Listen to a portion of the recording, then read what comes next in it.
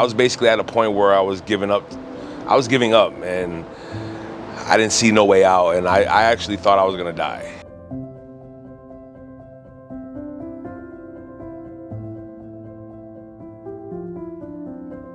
Every doctor I went to basically told me that they were never going to be able to take out the IVC filter because it was going to be tough. People in his situation, you're often just sort of chalked up to, you're overweight, you're lazy, you're depressed, there's nothing we can really offer you.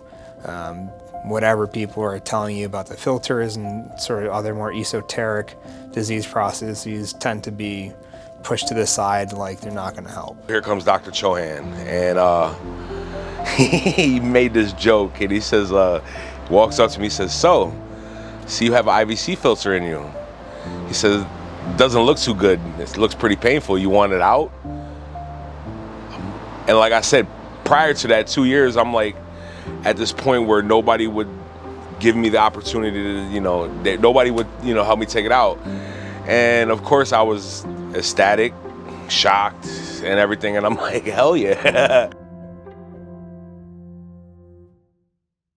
We're just going to play a little video to see how the blood flow is kind of going around the body.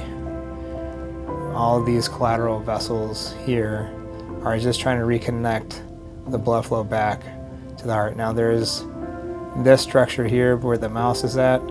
This is the filter, and you can see that there are areas of white or gray, and there's no dark contrast really sitting inside it.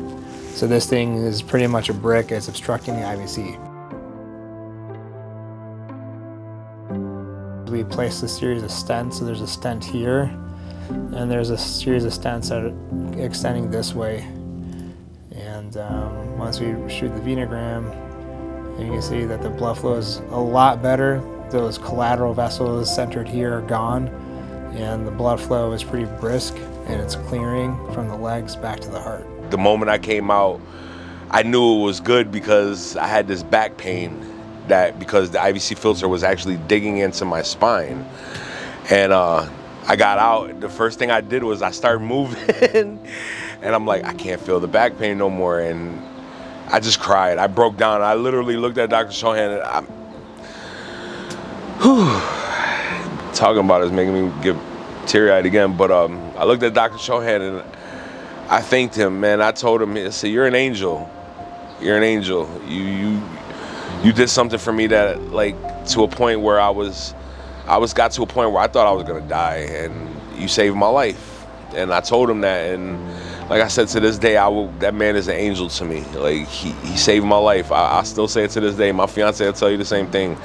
That man saved my life. I actually have a second lease on life, I feel, and I'm able to, I look at life different now.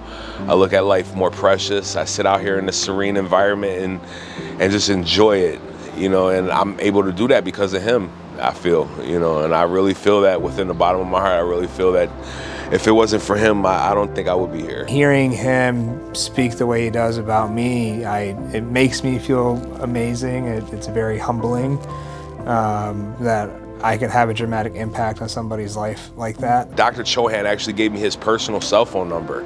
What doctor do you know does that? Like, I'm 47 years old. I've never had a doctor do that. And that man does that just because he wants to know that I'm okay. And the first thing he's asked me every time he talks to me is, "How are you feeling? Are you okay? Do you need anything?" That's a real man. That's a real man before he's a doctor. And I'm grateful for that. I'm just really grateful for that.